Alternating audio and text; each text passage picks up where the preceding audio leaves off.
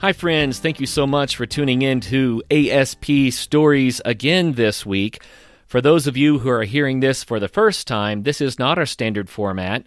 The Adventure Sports Podcast is all about interviewing amazing guests, amazing adventurers, so that we can learn more about adventure sports and be encouraged to get out there and have some fun. But these Saturday episodes are bonus episodes. These are readings that relate to adventure and nature.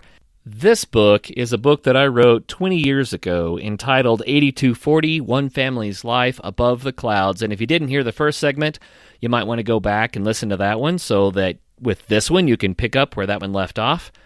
These are not really long episodes, just enough to kind of wet your whistle on a Saturday morning for adventure and for connecting with nature.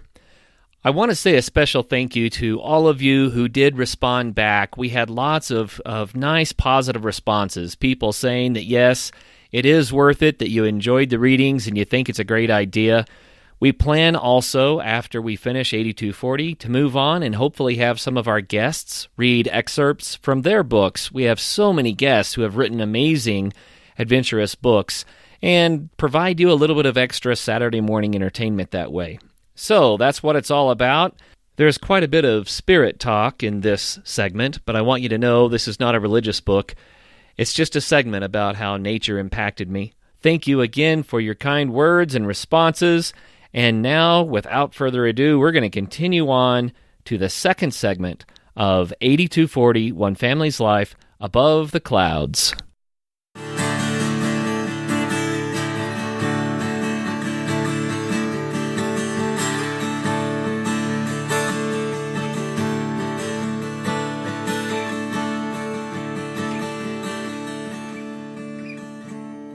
Rhythm of 8240.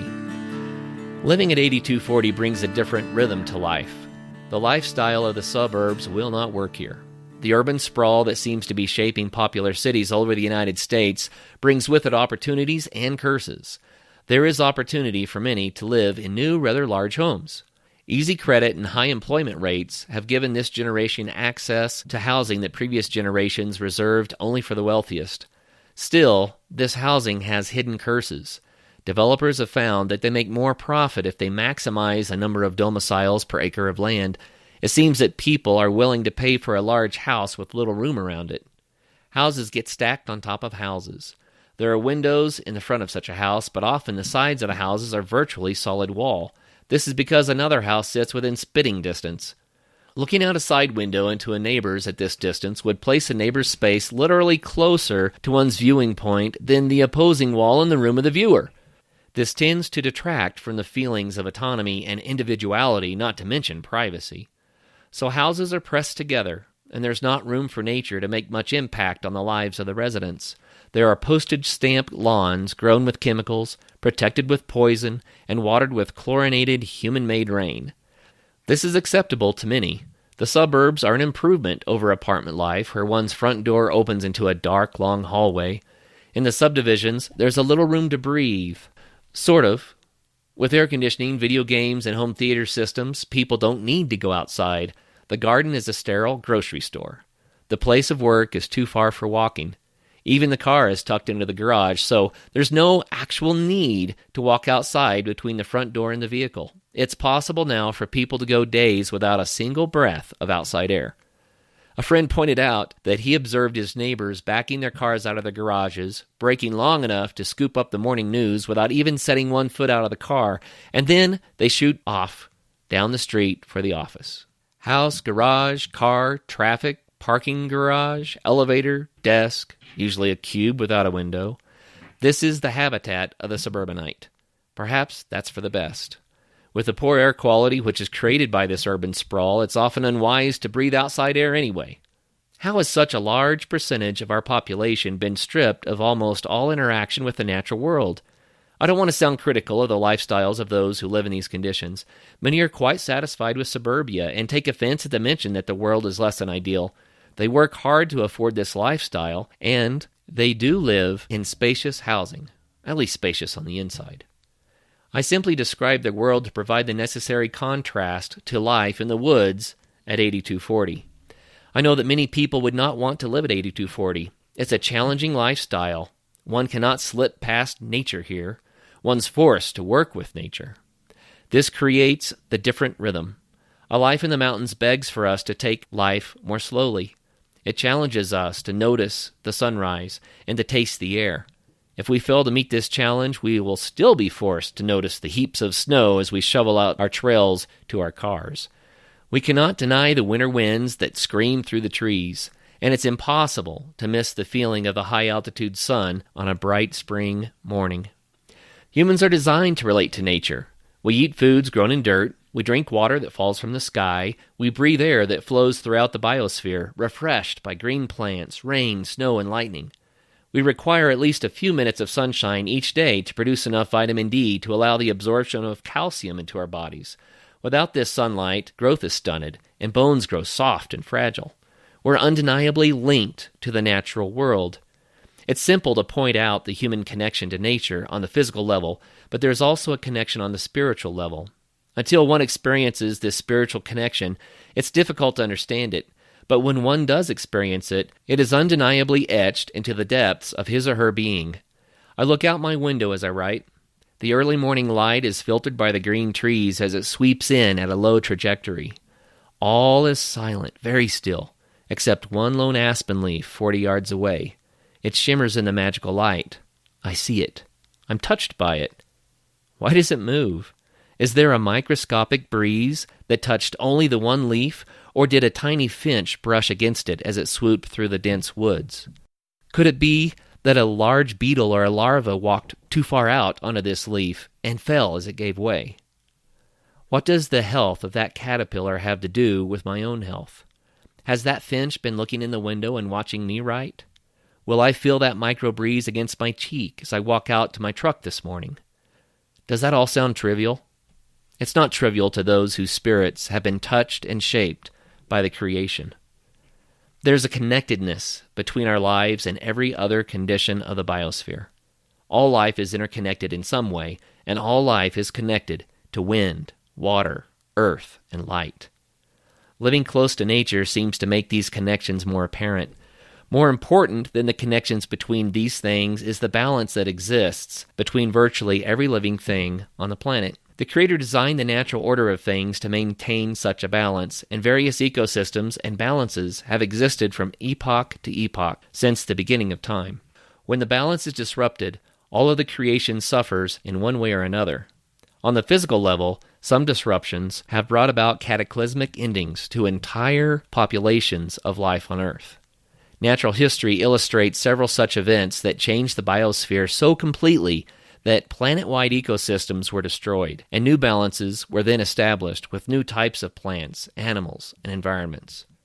There's also a spiritual balance that is a deeply rooted part of the creation. Most of humanity has lost touch with this balance. Part of the reason that we have lost this spiritual sensitivity is because we've lost our understanding of our place in nature. We have removed ourselves from the general revelation of creation. The farther humanity is removed from the balance of nature, the more difficult it becomes for humanity to find spiritual rightness. Have you ever really wanted to feel like you were truly good? Have you ever felt excitement yet darkness inside when you taste of evil? Have you yearned for something more inwardly, some correction of the spirit within? Has your heart ached to find a quiet place, or simply to slow down long enough to breathe? Do you feel like a ball in a pinball machine, spinning and bouncing from bumper to bell? Where did we come from? Why are we here? What will happen when we breathe our last breath? Nature does not have explicit answers to these questions, but it does reflect a pathway toward spiritual rightness. Many speak of enlightenment as the goal of the human spirit. Certainly nature provides much enlightenment. Understanding the balance of the creation and flowing in that balance brings about an inner rightness that certainly makes one feel enlightened. But I must say that knowledge alone will never heal the spirit within. Have you ever been touched by a song on the radio and then felt the longing to see the artist sing the song rather than just hearing it? Have you ever wanted to meet the artist personally and to ask him or her questions about the music and the lyrics? Have you ever wanted to join in the song and be a part of its movements? If you have, then you know that enlightenment is not enough. It's a nebulous target that can disappoint the soul. Enlightenment can be understood as a nearly supernatural understanding of the song. Sure, it's meaningful, and wisdom can be drawn from such meaning. Life choices can be based on this wisdom, but the spirit will not be satisfied until it knows intimately the creator of the song. Our hearts cry out for spiritual relationship. More than a song reflects the heart of the writer, the creation shows the love, omniscience, and omnipotence of the creator. An understanding of the song draws us to the musician. An understanding of the balance of nature draws us to God. Life at 8240 brings a constant reminder of this dynamic. Nature is alive and powerful all around us here. I would never say that spiritual growth can only be found through nature, but I will say that communing with nature certainly helps. The rhythm of life at 8240 calls us to notice the handiwork of the Creator. The exaggerated forces of nature in this environment humble us and require us to move at a different pace. It is a healthy pace if one learns to flow with it rather than to fight and despise it. It's the rhythm of mountain living. It's the rhythm of 8240. I like to take a few minutes to be alone, to observe, and to think. These small snippets of time are far too few. This is spirit time. It's a time for growing on the inside. It's a time for healing and for discovery. During these times, dreams are developed and plans are made. Internal conflicts are resolved and fresh resolutions are engineered. For over a decade, I've turned to the mountains to find special places that provide just the right setting for such insightful moments. I return to these locales from time to time and consider them to be holy to me. They're not holy because they've somehow been blessed by a holy man or cleansed and protected. Rather, they're holy, perhaps only to me, and this by the simplest definition of holy. In ancient Hebrew, the word translated into the English word holy is kadash. This word is translated less flamboyantly as dedicated or separate. A place, a day, a ceremony, or an event can be considered holy by the simple definition. Just determine that this whatever will be forever special to you, set aside from the rest of daily life and normalcy. This whatever may never actually achieve the ultimate goal of purity or of being completely absent of any sort of evil, but it can be special, respected, and honored. I have dedicated in my own way a handful of places as quote-unquote holy for me. There's one such place in which Anne first confessed her love for me as we snuggled under a large granite rock while a mountain storm raged through the peaks. In another place, I sat in a tree for hours as I struggled to, and eventually did, internally reconcile my struggling relationship with my father. This tree provides a view of the Continental Divide on one side and the vast high plains on the other. From there, I've watched the sunset and the full moon rise. I've listened to coyotes yelping in the distance. From this tree, the wind has blown away my cares. There's a place on our new property that's holy to me in this simple way. To the south of the house, the terrain climbs to some rock outcroppings in the trees. In the evening, when the sun is setting to the west, the filtered light creates a magical glow over our small property. The greens of the pine trees are much richer. Some of the blue of the spectrum is absent, and there's more gold and pink. These colors highlight not only the pine needles, but also the wildflowers that shine with every color of the rainbow. There's a very soft light, but also glorious. The view from here is not spectacular, but from this spot I can survey our plot and can see glimpses through the trees of the high plains in the distance. From this small rock seat, I can still hear the muffled sounds of my wife and children in the house.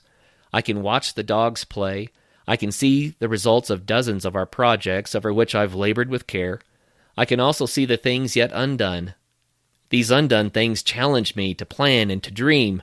This is a perfect spot to step away from my life and yet still be close enough to observe it. I can watch as through dreaming, as I remember times shared with my family.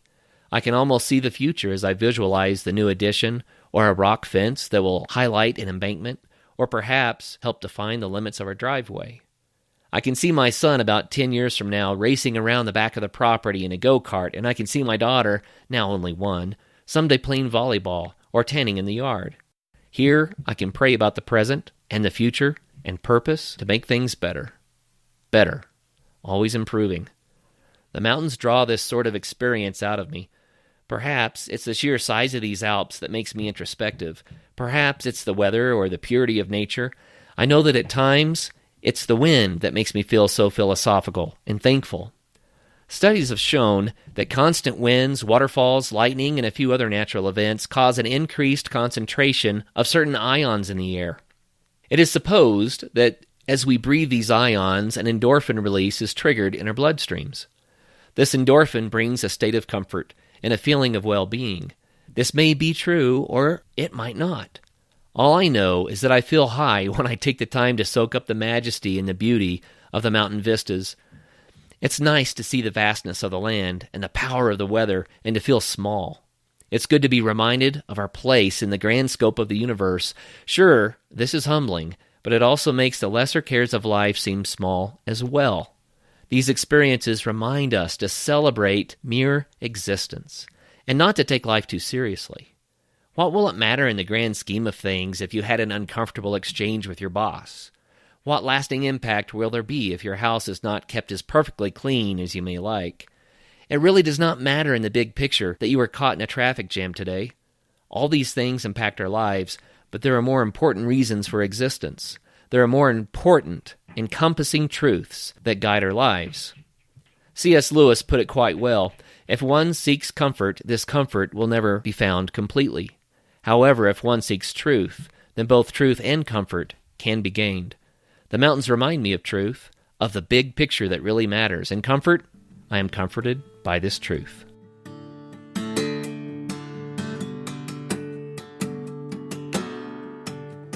I awake early this morning to write. It's 5:30, July 4th, a day to spend away from the office. The alarm clock rouses me, but it's the sunrise that wakes me. I sneak out onto the deck and I face east. The sun is behind South Boulder Peak. The sky above and around the peak is brilliant pink. Small clouds float above the peak like blazing fireballs or perhaps burning cotton candy. The air is pure. The round thermostat nestled in the boughs of our juniper testifies. It's 52 degrees. A pink glow permeates the creation. I sneak back inside for a turtleneck and sweatpants. Every window seeps altered light. I look out the window as I dress. Now the edge of the sun peeks from behind the mountain. The ponderosas, wax currants, and low maple shrubs are highlighted with a pink hue. My white dogs, pink in this light, stare at me from the yard. They don't make a sound. They understand. This moment is good medicine.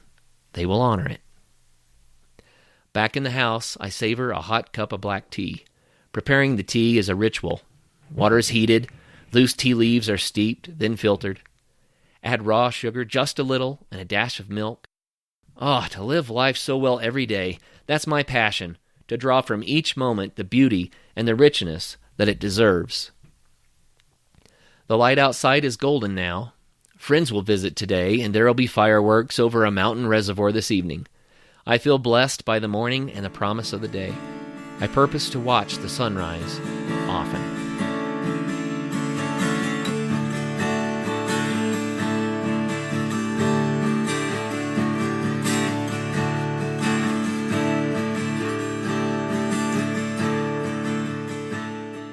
This episode of the Adventure Sports Podcast is brought to you by 180tac.com. 180tac manufactures premier backpacking and emergency products. Whether you need a backpacking stove for your week-long trek on the trail or an emergency stove for your bug-out bag, we have the tools you need. Visit www.180tac.com.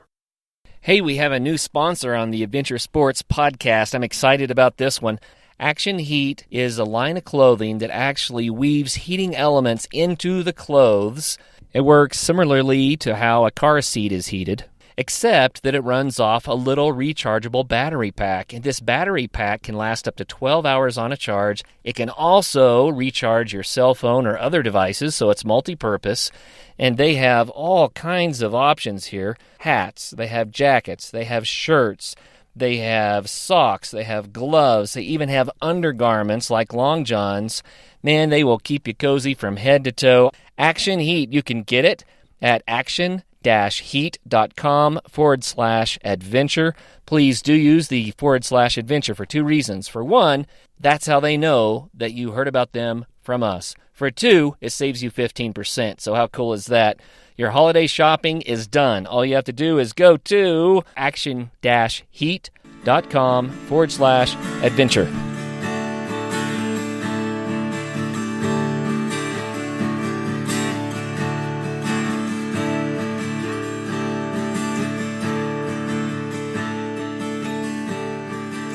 Another morning, I'm roused from a deep sleep by an angry squawking just outside our window. It's a little after 6, and the low morning sunshine makes rectangles on our west wall. Squawk, squawk, squawk! My mind finally focuses. What is all the fuss about, I wonder? Slowly, from some experience in my past, I remember this sound. It sounds like a couple of angry blue jays. Wait. No, not blue jays. Steller's jays.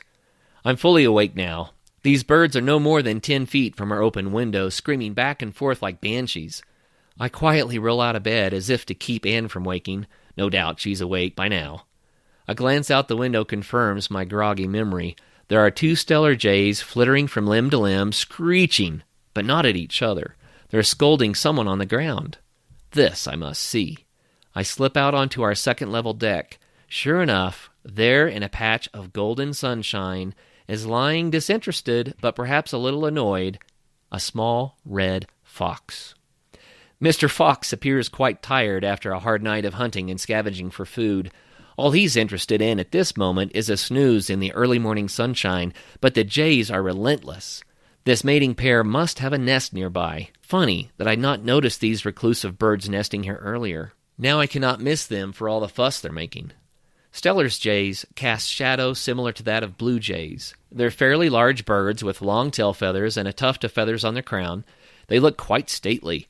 The blue jays seem to rule the roost back in Oklahoma. For some reason, the other smaller birds scatter when the blue jays swoop down out of the trees to forage on the ground. I wonder if these Steller jays get the same respect.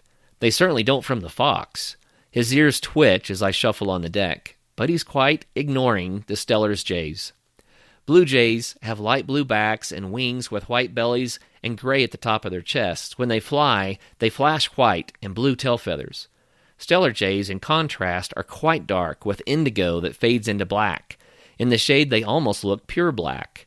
But this morning sunlight reveals the indigo of their plumage. Their dark color makes them seem even more reclusive. Hiding in dense pine branches, they almost disappear in the shadows. This morning, the jays are more interested in the fox than they are in me. They do fly farther away when I appear, but their screams are still directed at the fox. One of the jays flies down to the ground where his plumage is lit by the sun. Yes, he is a beautiful bird. The show continues for about 15 minutes. Finally, the fox and the jays move on. I'm fascinated by the light-footed gait of the fox. It almost seems that he's floating just above the ground rather than walking on it. I cannot hear his footfalls. He moves smoothly and speedily into the woods. My interest in the fox is not the same as the jay's interest, but I thank them for waking me to share the experience. Another glorious morning at 8240.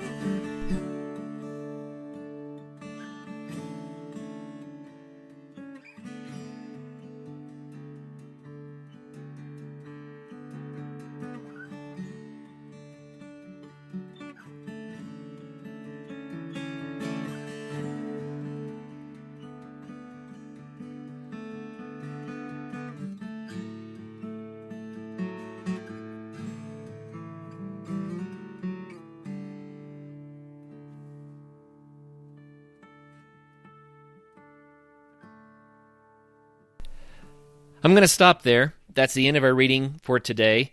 I hope that you enjoyed that little insight into nature and into what it means to live at altitude or in the woods in general. You know, adventure sometimes is fast and crazy and thrilling, but at other times, adventure is really about encountering nature and seeing something as if for the first time, encountering our world in a new way, and hopefully these readings will do just that for you. Thanks for listening to the Adventure Sports Podcast and this bonus episode of 8240, One Family's Life Above the Clouds. We hope you guys enjoyed it and come back for another chapter. Please be sure to leave us a comment on our website at adventuresportspodcast.com or on Facebook at facebook.com/adventuresportspodcast. Don't forget, you can also help to keep the show going by becoming a patron at patreon.com/adventuresportspodcast. A lot of work goes into this show, and we can certainly use your help to keep the great interviews coming. Until the next time, get out and have some fun.